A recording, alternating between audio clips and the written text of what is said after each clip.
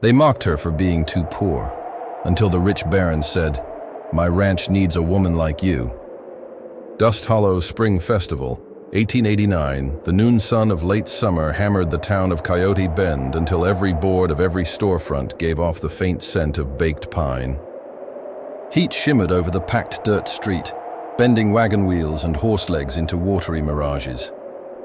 Dust skittered across the ground like startled mice, driven by a restless wind that carried the smell of dry sage and far-off rain. Clara Hayes stepped down from the buckboard with a worn canvas bag clutched to her side. The hem of her calico dress, once a cheerful blue, had faded to the color of old creek stones. Calloused fingers, brown from sun and soil, tightened on the strap as she crossed the threshold of the general store. A small brass bell announced her arrival with a tired jangle. Inside, the air was cooler but sharp with the scent of coffee beans and horse liniment. Two town ladies stood near the barrel of flour, lace parasols resting against their skirts. Their perfume, sweet as spoiled peaches, couldn't mask the sour thrill of gossip. "Poor Hayes girl," one murmured, just loud enough to travel across the room. "Still patching that shack of hers, I hear," the other replied, lips curling like a snake about to strike. "Her daddy owes more than he'll ever see paid." Their laughter, thin and brittle, sliced through the quiet like a branding knife. Clara kept her eyes on the feed sack stacked against the far wall. The boards creaked beneath her boots, each step echoing the weight she carried, debts, drought, and the long winter ahead. She reached for a small burlap bag, pretending not to hear, though the words clung to her skin like cactus spines. From the shadowed corner near the potbelly stove, a man watched. Baron Elijah Boone, owner of half the grazing land between the Red River and the far mesas, stood with one shoulder against a post. His black Stetson threw a sharp line across eyes the color of winter ice. In his right hand, a silver coin rolled and spun, catching splinters of sunlight with each flick of his thumb. He did not speak. He only observed, jaw tightening as the women's whispers grew bolder. Clara set her money on the counter, 3 worn coins that rang hollow against the wood. 2 pounds of corn feed, she said, voice steady despite the heat rising behind her eyes. The shopkeeper gave a quick nod, bagging the grain without comment. Outside, the wind moaned through the hitching posts like an old dog dreaming. Clara gathered her purchase and turned.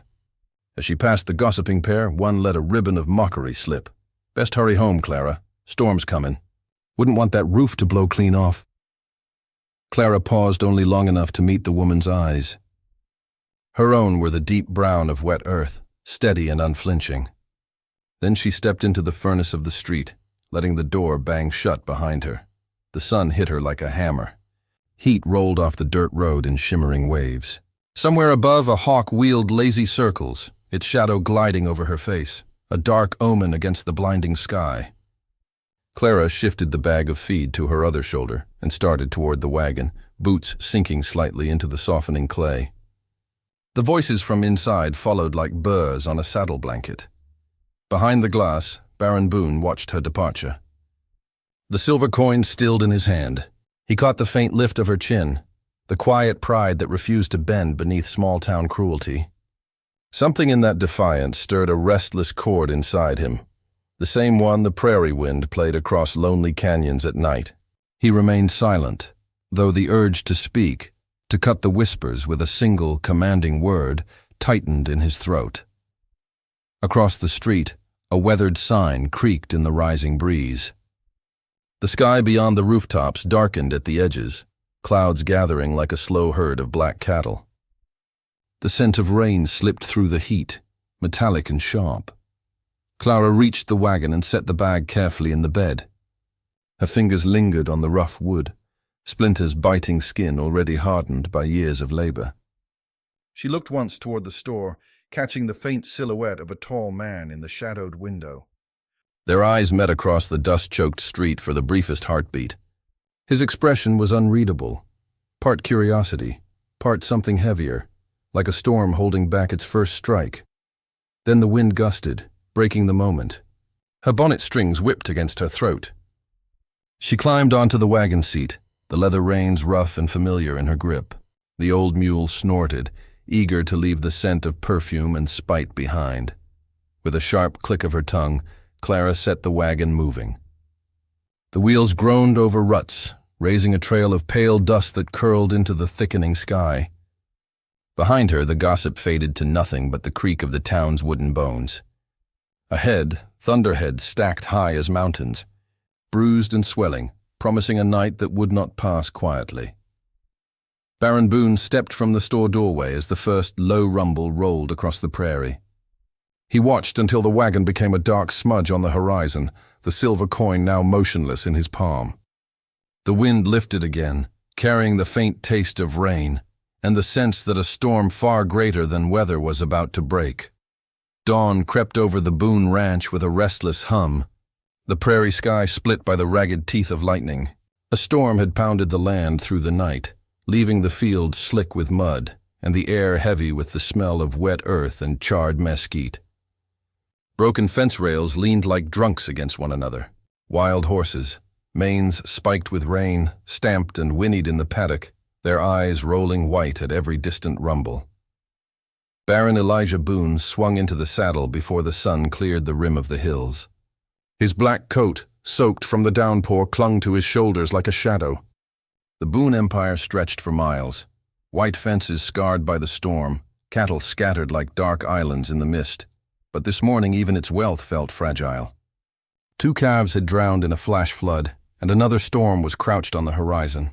He needed steady hands. He needed someone who wouldn't flinch when the sky split open. The ride into Coyote Bend was a gauntlet of mud and silence. The town still slept beneath sagging awnings, smoke from dying cook fires curling against the gray dawn.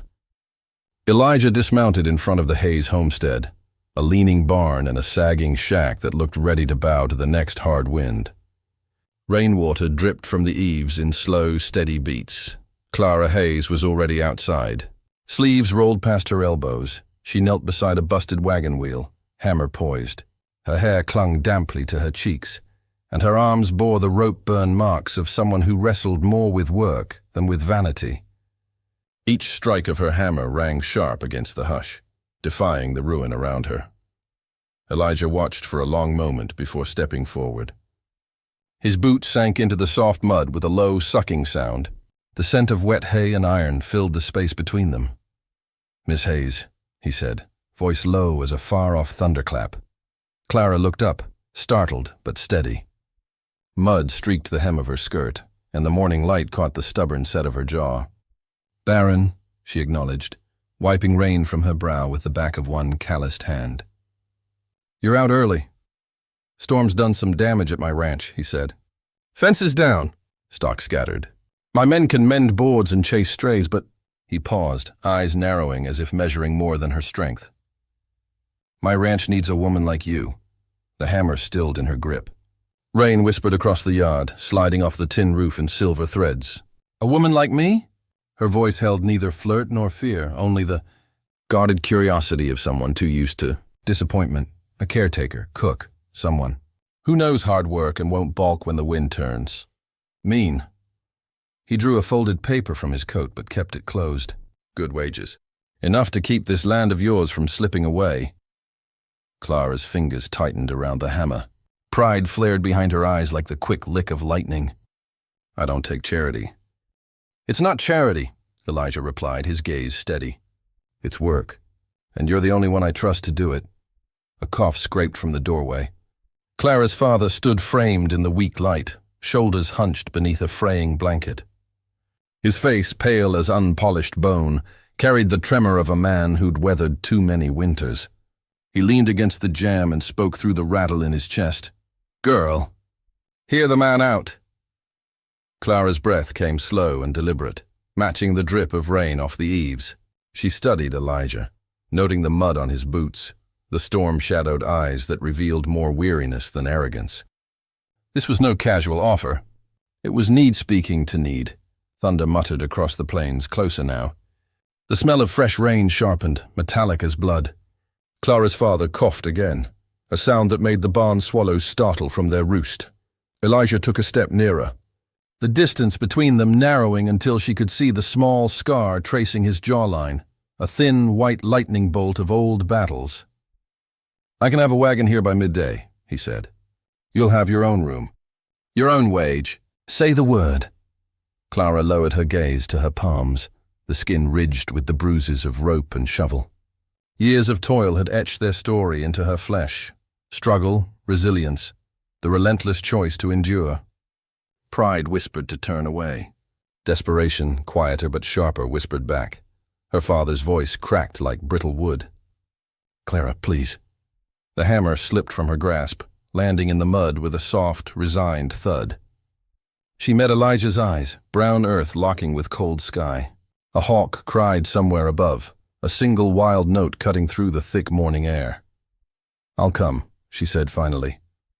The words tasted of iron and rain, both bitter and clean. Elijah inclined his head, relief flickering like heat lightning behind his calm exterior. "Gather what you need. I'll wait." From the porches of Coyote Bend, the town ladies began to stir. Silks rustled as curtains twitched back, revealing painted faces hungry for spectacle. Clara felt their eyes crawl across her wet dress, their judgment sharp as thorns. But when she lifted her chin and stepped toward the Baron's waiting horse, the whispers faltered. The rain eased to a soft drizzle, carrying the scent of new beginnings. Clara felt a strange surge rise in her chest. Not triumph, not surrender, but a quiet, defiant power. This was no rescue. This was a choice carved by her own calloused hands. Elijah offered a gloved hand to help her onto the wagon. For a heartbeat she hesitated, feeling the rough leather beneath her palm, the strength behind it. Above them, thunder rolled like distant drums, promising more storms to come. They rode toward Boone Ranch beneath a sky still heavy with bruised clouds. Behind them, the town faded into the mist, its gossip swallowed by the steady rhythm of hooves and the soft hiss of rain. Ahead lay miles of wild land, and a storm no fence could hold back. Morning came to Boone Ranch like a hymn, slow and reverent. The first light crept over the prairie and spilled across the endless pastures, washing the world in shades of rose and pale gold. Clara Hayes stepped into the chill before dawn, boots crunching over frost-stiffened grass. Her breath rose in soft clouds, ghostly against the fading stars. Somewhere in the distance a lone steer bellowed, the sound carrying across the hush of waking earth. She moved through the morning chores with quiet precision, milking cows whose hides steamed in the cold, hauling water that stung her fingers numb, mending a stretch of fence the storm had loosened. The smell of wet cedar mixed with the sharp tang of iron nails. Each task had its rhythm, a music that steadied her heart. Work had always been her refuge, the one thing no gossip or poverty could take. From the wide veranda, Baron Elijah Boone watched. Coffee in hand, he leaned against a cedar post, coat collar turned up against the fading night. Clara's movements, strong, economical, graceful despite the mud, drew his eyes more surely than any sunrise. She never looked his way, but he sensed she knew he was there. Their mornings were filled with such silent exchanges. A nod when she passed the feed shed, a faint lift of her chin when he offered a fresh coil of rope. Words seemed almost unnecessary. Evening settled like a slow ballad over the ranch. Supper was plain, beans, cornbread, coffee, but each meal carried an undercurrent neither dared name. Elijah would thank her in a voice barely above the crackle of the fire, and Clara would answer with a quiet, "You're welcome," her eyes steady yet unreadable. Each syllable, sparse and heavy, felt like a small bridge across a wide canyon. One night, the moon rose full and bright, painting the corrals in a silver glow. Clara lingered after the men had gone, brushing down the horses while a restless wind stirred the hay. The scent of leather and warm animal filled the dark. A distant coyote's cry pierced the quiet, sharp as a broken fiddle string. Lantern light approached across the yard. Elijah emerged from the shadowed barn, the glow catching in his eyes and setting his features in gold and shadow. He paused at the fence, the faint creak of wood punctuating the night. "You work like you're running from ghosts," he said at last, voice low and steady. Clara kept her brush moving along the mare's flank, though her hand tightened on the handle.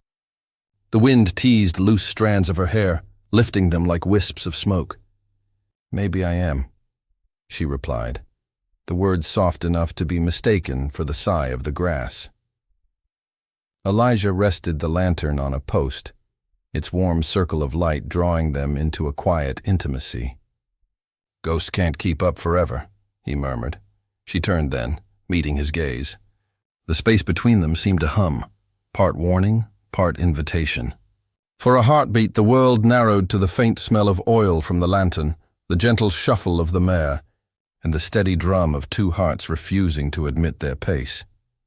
The mare flicked her ears, sensing what neither human dared speak. Clara broke the gaze first, stepping back into shadow. "Best not tempt the dark," she said, her voice carrying both caution and something almost tender. Elijah gave a small nod, though the ghost of a smile tugged at the corner of his mouth. "Good night, Clara." "Good night, Baron." He retrieved the lantern and walked back toward the house, its glow swaying across the yard like a slow-moving star. Clara watched until the door shut behind him, the echo of his footsteps lingering longer than the light. Yet the night was not as empty as it seemed. Beyond the outer corral, where the prairie grass whispered against the fence line, a pair of eyes glinted in the moonlight. They hovered, unblinking, patient, as if measuring the distance between curiosity and menace. A twig snapped softly, then silence reclaimed the field. Clara felt a prickle along her spine, the instinctive awareness of being watched. She scanned the shadows, but saw only the wavering silver of the prairie. The coyote cried again, closer now, its call stretched thin and mournful across the dark. Pulling her shawl tighter, she finished the last of her chores and latched the barn door. The lantern light from the house beckoned like a promise against the cold. As she walked toward it, the unseen eyes remained, hidden beyond the fence, quiet, waiting, and far more dangerous than the ghosts she claimed to outrun. The Saturday night dance burned bright against the prairie darkness, lanterns swaying from ropes strung between cottonwoods. Fiddle music spilled across the dusty square, a reckless tune trying to drown the summer heat. Clara stepped from Elijah Boone's carriage and felt every eye in Coyote Bend turn like rifle barrels. Satin-draped town ladies whispered behind gloved hands. Ranch hands leaned against hitching posts, their laughter sharp as spurs. The rumors had swollen all week, poor Clara Hayes, playing mistress to the richest cattlemen in 3 counties. Inside the barn, the air smelled of hay and whiskey. Couples spun across the plank floor, skirts flaring like prairie fire. Clara held a cup of lemonade and kept close to the wall, her plain calico dress a quiet rebellion against the peacock finery around her. Across the room, Elijah stood like a shadow carved from iron, hat low, eyes scanning the crowd with the patience of a hunter. He gave a single nod, steady, grounding, and Clara felt the strength of it settle in her bones. The music quickened. Boots stamped, laughter cracked. A man lurched from the crowd, the sour tang of whiskey preceding him. His face was flushed and windburned, a cattleman from the northern range. He blocked Clara's path, grin crooked as a broken fence. "Well now," he drawled, breath hot with liquor. "If it ain't the pauper queen. Tell me, girl, how much land does a smile buy these days?" Clara stepped sideways, but his hand shot out, fingers like rope around her wrist. Pain flared. Conversations faltered around them, but no one moved. The fiddle kept sawing a frantic tune. "Let go," she said, voice low, steady as a loaded chamber. The cattleman laughed. "Don't be shy. Boone can't watch you every minute." A single metallic click sliced the music in two. The crowd froze.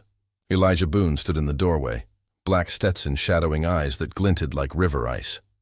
A Colt revolver rested easy in his hand, barrel catching the lantern light. "Let her go," he said. The words were soft, almost gentle, but carried the weight of a hanging judge. The cattleman's grip slackened. Clara yanked free, rubbing the red ring blooming on her skin. Elijah didn't blink. Neither did the cattleman, until he stumbled back, muttering curses that dissolved into the stunned silence. Then he vanished into the night. The fiddle found its breath again, but the music felt hollow. Whispers rushed in to fill the void, gossip spreading like prairie fire. The Baron draws steel for a pauper girl. Clara's cheeks burned, but not from shame. Something fiercer stirred beneath her ribs, Pride, maybe, or the dangerous thrill of being claimed. Elijah holstered the Colt and crossed to her. "You all right?" he asked, voice pitched for her ears alone.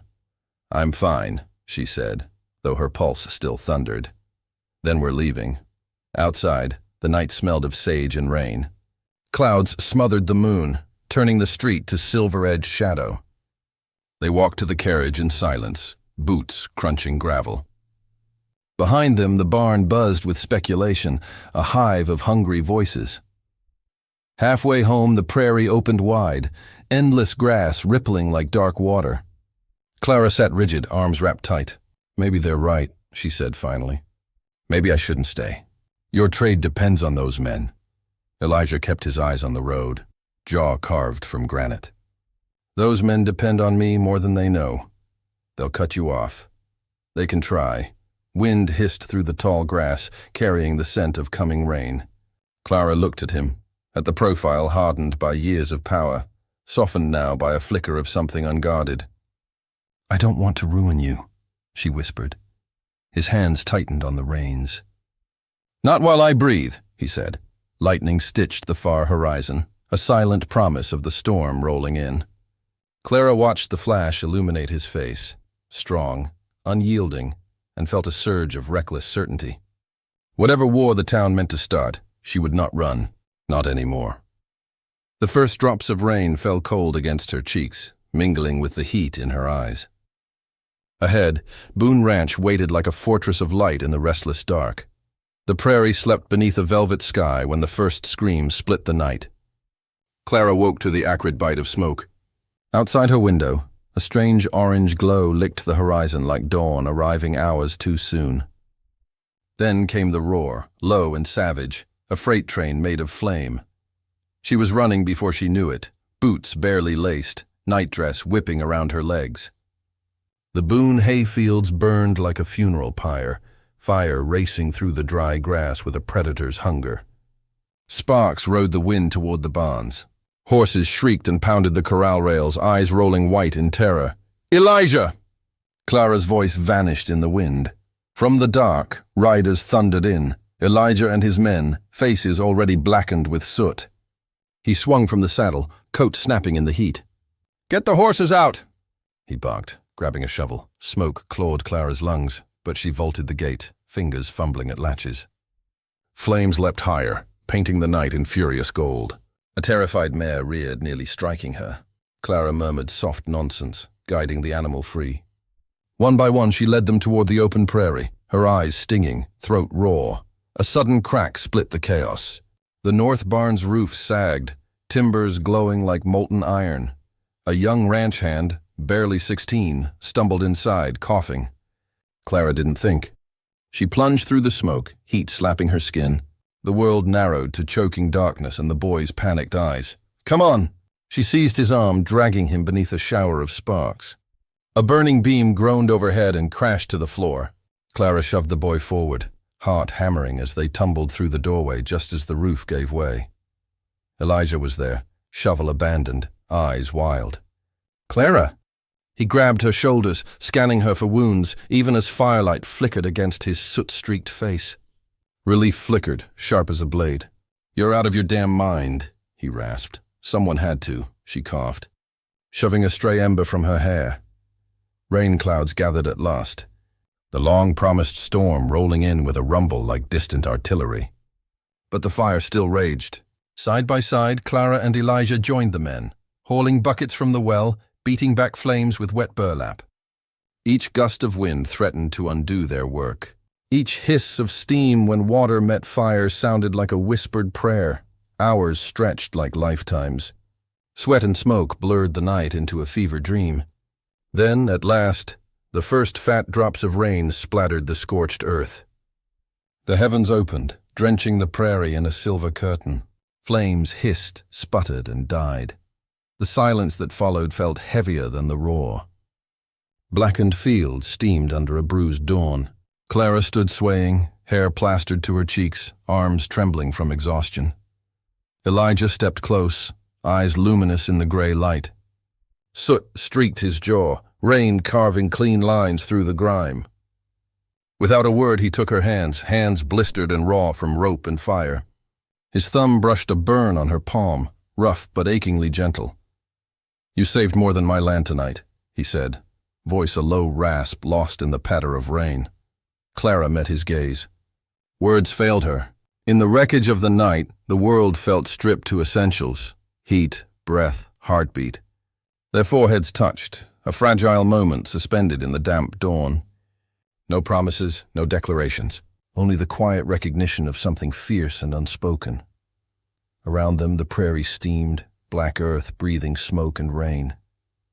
Somewhere a horse whickered softly, alive because they had refused to surrender. Clara closed her eyes, felt Elijah's breath mingle with hers, and knew the storm had forged something neither fire nor gossip could burn away. The weeks that followed carried a different kind of silence across the prairie. Where fire had howled, now only the soft rustle of drying grass remained. Autumn painted the boon lands in shades of burnished gold and copper, every gust of wind scattering leaves like coins tossed by a generous hand. The black scars of the fire lingered, but new shoots pressed through the ash, green as hope. Clara rode fence lines at dawn, the air sharp with the scent of frost and distant wood smoke. The ranch had risen again, fences mended, barns rebuilt, hay stacked high against winter. Men tipped their hats when she passed, eyes warm with respect instead of pity. Word of the night she braved the flames had spread through Coyote Bend like a gospel. Children now waved when she rode into town, their laughter bright as sleigh bells. The same ladies who once whispered mockery now offered shy nods, their satin ribbons fluttering like flags of surrender. But Clara carried her triumph quietly. Each evening she returned to the wide porch of the main house, where the land stretched to a horizon that seemed to breathe. Elijah often stood there already, a dark silhouette against the dying light, his black Stetson tilted low. Together they watched the sky burn itself out in a slow explosion of crimson and copper. On this evening the sunset bled richer than any before, a hymn of survival etched across the heavens. Elijah turned, removing his hat as though before an altar. His eyes, storm blue and steady, found hers. "Stay," he said simply. "Not as my worker, as my partner." The words hung in the cooling air, clear and irrevocable. Clara's breath caught like a leaf snagged in sudden wind. Memories crowded close. The scornful laughter outside the general store, the smoke-choked night of the fire, the grit of ash beneath her nails. She felt them all sharpen into a single truth. That dignity was not given, but taken, and she had claimed her share. Slowly, she nodded. Elijah stepped nearer, the boards creaking beneath his boots. Rain-washed cedar clung to his coat, mingling with the faint scent of charred earth, a reminder of what they had endured and rebuilt. He reached for her hands, calloused fingers fitting around hers with a quiet certainty. The ranch lay hushed around them, save for the sigh of wind through half-bare cottonwoods. "You deserve more than survival," he said. "You deserve a home." Clara's heart swelled against the cold evening. The man before her was no longer the distant baron of whispered legend, but a flesh-and-blood soul scarred by loneliness, offering her not wealth, but belonging. The prairie, wide and endless, seemed to lean closer, listening. She stepped into his arms. The world narrowed to the warmth of his chest, the rhythm of his breathing, the rough slide of his coat beneath her palms. Above them, the first stars pricked the sky like tiny watchfires. Somewhere in the distance, a coyote called, a lonely sound now answered by two beating hearts. When Elijah lowered his forehead to hers, words became unnecessary. The land itself bore witness, ash feeding grass, wounds giving way to strength, silence blooming into a shared future. Clara closed her eyes and let the prairie wind carry their promise across the darkening hills. From dust, they had risen. From fire they had forged a home, and beneath the boundless western sky, love settled over them like the soft fall of autumn leaves, quiet, enduring, and impossibly bright.